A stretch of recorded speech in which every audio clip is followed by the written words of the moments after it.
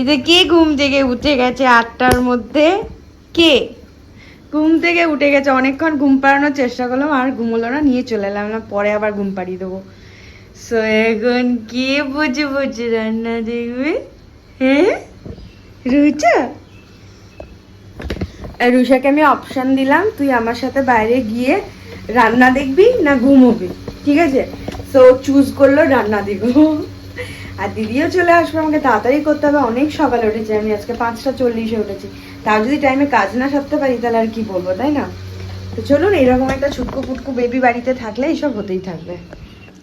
হেনাটা গুলে রেখেছি, বাট এখনও হেনাটা আমি করতে পারিনি, কারণ তার মাঝে অনেক বাধা এসছে। তার মধ্যে আমার গুপটুটা উঠে গেছিলো, গুপটুটা।